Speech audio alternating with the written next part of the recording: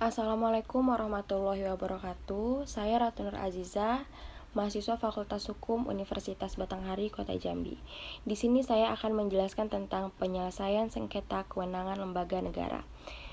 Yang pertama, kita jelaskan dulu tentang sengketa. Sengketa yakni perbedaan pendapat, pertengkaran, perbantahan, pertikaian, dan perselisihan. Namun dalam arti luas, sengketa ini bisa dikatakan sebagai perkara.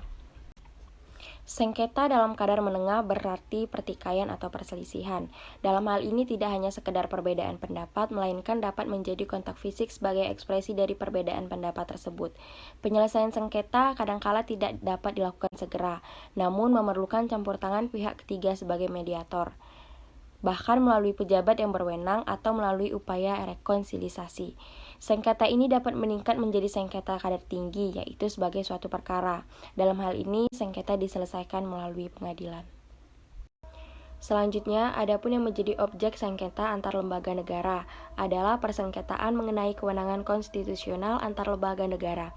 Isu pokoknya bukan terletak pada kelembagaan negaranya, melainkan pada soal kewenangan konstitusionalnya, apabila timbul sengketa penafsiran antara satu sama lain.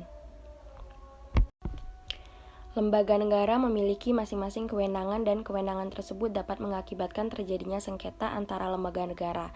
Lahirnya Mahkamah Konstitusi sebagai lembaga peradilan yang memiliki kewenangan, salah satunya dalam perkara sengketa kewenangan antar negara Indonesia tahun 1945, Undang-Undang Dasar 1945.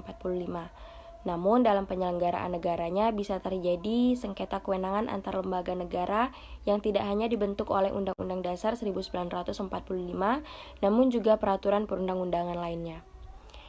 Sengketa kewenangan antar lembaga negara dapat terjadi diakibatkan lahirnya prinsip check dan balance, mengakibatkan terjadinya saling kontrol antar satu sama lain, satu cabang kekuasaan dan cabang kekuasaan lainnya. Lembaga negara yang memiliki legal standing dalam sengketa kewenangan antar lembaga negara yaitu lembaga negara yang kewenangannya dapat berupa kewenangan atau hak dan tugas atau kewajiban yang diberikan oleh Undang-Undang Dasar 1945. Proses penyelesaian sengketa kewenangan lembaga negara tidak hanya batasan ruang lingkup definisi lembaga negara. Selanjutnya, berdasarkan pasal 24C ayat 1 Undang-Undang Dasar 1945 menyebutkan bahwa salah satu kewenangan MK adalah memutus sengketa kewenangan lembaga negara yang kewenangannya diberikan oleh Undang-Undang Dasar. Pengaturan lebih lanjut hukum acara SKLN MK menerbitkan peraturan Mahkamah nomor 08 PMK 2006 tentang pedoman beracara dalam sengketa kewenangan konstitusional lembaga negara. Selanjutnya kita beralih kepada faktor penyebab terjadinya sengketa kewenangan antar lembaga negara. Sengketa kewenangan antar lembaga negara dalam penyelenggaraan pemerintahan dapat terjadi karena berbagai kemungkinan. Di antaranya adalah kurangnya memadai sistem yang mengatur dan mewadahi hubungan antar lembaga negara yang ada sehingga menimbulkan perbedaan interpretasi.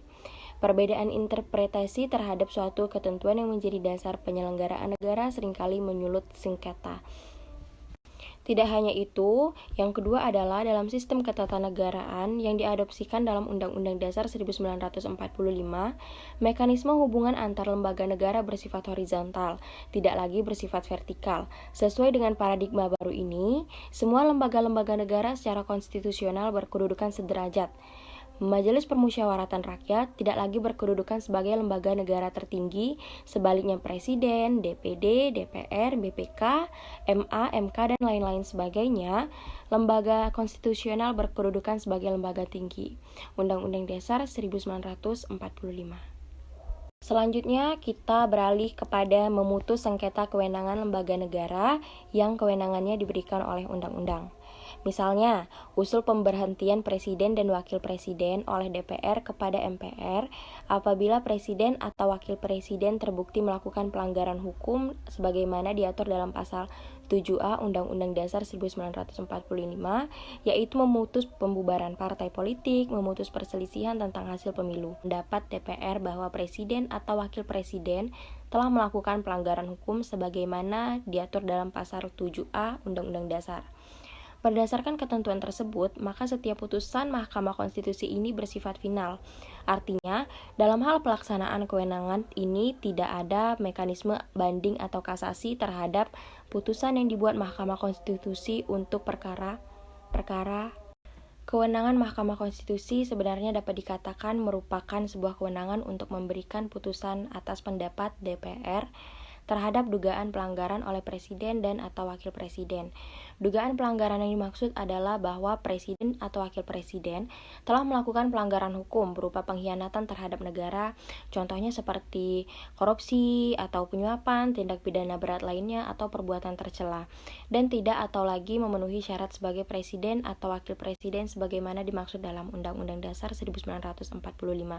Secara khusus dalam kewenangan ini, undang-undang tidak menyatakan Mahkamah Konstitusi sebagai peradilan tingkat pertama dan terakhir, dan putusannya bersifat final dan mengikat. Mahkamah Konstitusi hanya diletakkan sebagai salah satu mekanisme yang bagus, yang harus dan wajib dilakukan dalam proses presiden atau wakil presiden. Kemudian kita lanjut, kewenangan merupakan wujud nyata dari kekuasaan. Sementara itu, kekuasaan menurut Miriam Budiarjo adalah kemampuan untuk mempengaruhi tingkah laku pelaku lain sedemikian rupa, sehingga tingkah laku terakhir menjadi sesuai dengan keinginan dari pelaku yang mempunyai kekuasaan. Kekuasaan seringkali dipandang sebagai suatu hubungan antara dua atau lebih kesatuan, sehingga kekuasaan dianggap mempunyai sifat yang rasional. Karenanya, perlu dibedakan antara scope of power dan domain power. Scope of power atau ruang lingkup kekuasaan menunjuk pada kegiatan, tingkah laku, serta sikap dan keputusan-keputusan yang menjadi objek dari kekuasaan. Sementara istilah domain of power, jangkauan kekuasaan menunjuk pada pelaku, kelompok, koneksivitas yang terkena oleh kekuasaan. Selanjutnya, kita akan membahas tentang sengketa kewenangan konstitusional lembaga negara ini dapat terjadi karena beberapa hal.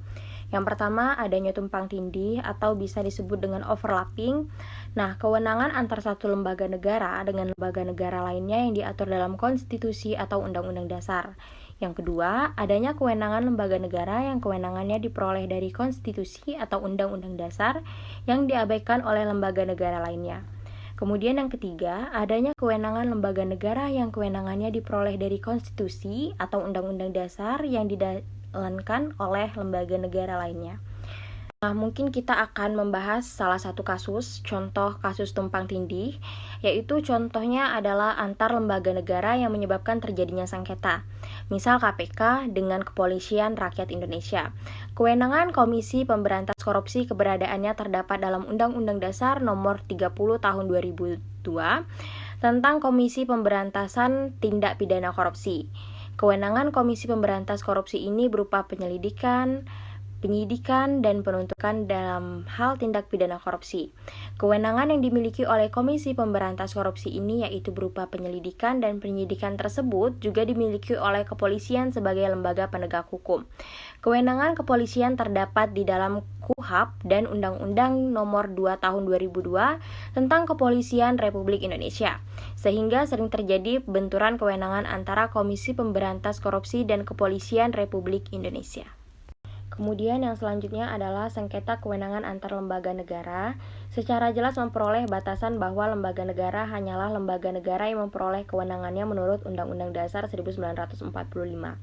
Sehingga meskipun menjadi multitafsir, dapat dilihat dalam Undang-Undang Dasar 1945, lembaga negara mana yang memperoleh kewenangannya secara langsung dari Undang-Undang Dasar. Karena undang-undang juga mengatur organisasi negara dan kewenangannya masing-masing. Maka kriteria yang dapat dikemukakan bahwa lembaga negara tersebut harus merupakan organ konstitusi, yaitu baik yang ditentukan berdasarkan konstitusi maupun yang secara langsung wewenangannya diturunkan Undang-Undang Dasar 1945. Nah, penegasan ini dapat menjawab keraguan banyak orang, karena banyaknya organ yang dibentuk akhir-akhir ini juga disebut sebagai lembaga negara. Misalnya Komisi Penyiaran Indonesia atau KPI. Dalam Undang-Undang Nomor 32 Tahun 2002 tentang penyiaran, demikian pula dengan Komisi Pengawas Persaingan Usaha atau kita sebut dengan KPPU yang disebut dalam Undang-Undang Dasar Nomor 5 Tahun 1999 tentang persaingan usaha, Komisi Nasional Hak Asasi Manusia atau disebut dengan Komnas HAM, Begitu pula Komisi Pemilihan Umum atau KPU yang disebut dalam pasal 22E ayat 5 Undang-Undang 1945 serta dalam Undang-Undang Pemilihan Umum.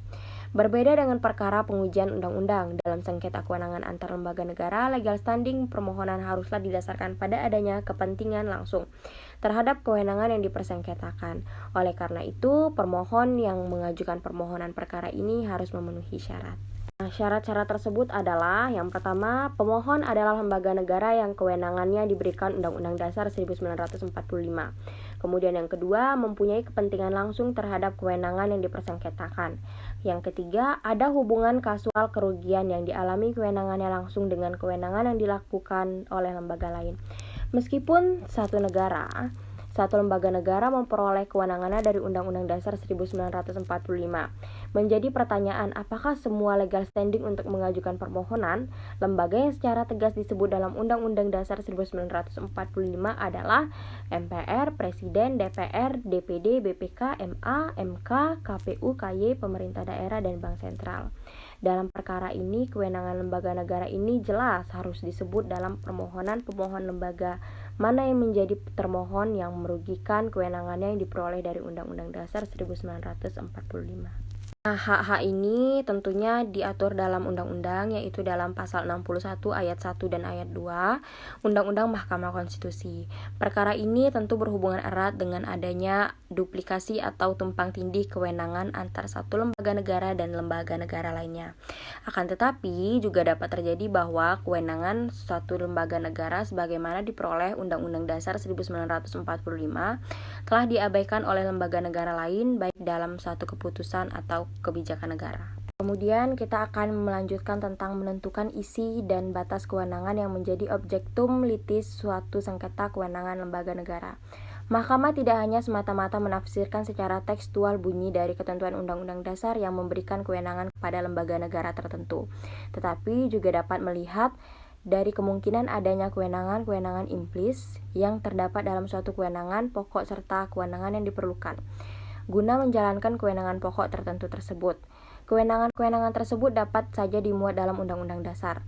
Dalam menafsirkan kewenangannya yang diberikan oleh Undang-Undang Dasar, Profesor Dr. Muhammad Riaz Rasyid dalam persidangan menyatakan bahwa kewenangan konstitusional bukan hanya terbatas pada referensi yang tertulis pada Undang-Undang Dasar, tetapi pada seluruh undang-undang yang merupakan turunan daripada Undang-Undang Dasar. Nah, dari pembahasan kita tadi, maka kita dapat menarik kesimpulan bahwa sengketa kewenangan antar lembaga negara dalam praktik dapat terjadi karena beberapa hal. Yang pertama, adanya tumpang tindih atau yang kita sebut dengan overlapping kewenangan antara satu negara dengan lembaga negara lainnya yang diatur dalam konstitusional atau undang-undang dasar. Yang kedua, adanya kewenangan lembaga negara yang kewenangannya diperoleh dari konstitusi atau undang-undang dasar yang diabaikan oleh negara lainnya atau lembaga negara.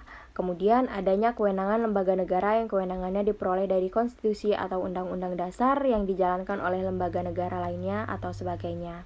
Lembaga negara yang menjadi pihak dalam sengketa kewenangan antar lembaga negara di Mahkamah Konstitusi tidak hanya menafsirkan secara tekstual namun juga secara implis kewenangan yang diberikan oleh Undang-Undang Dasar 1945. Baiklah, hanya itu dari saya, lebih dan kurangnya saya mohon maaf. Saya akhiri dengan wabillahi taufiq wal hidayah. Wassalamualaikum warahmatullahi wabarakatuh.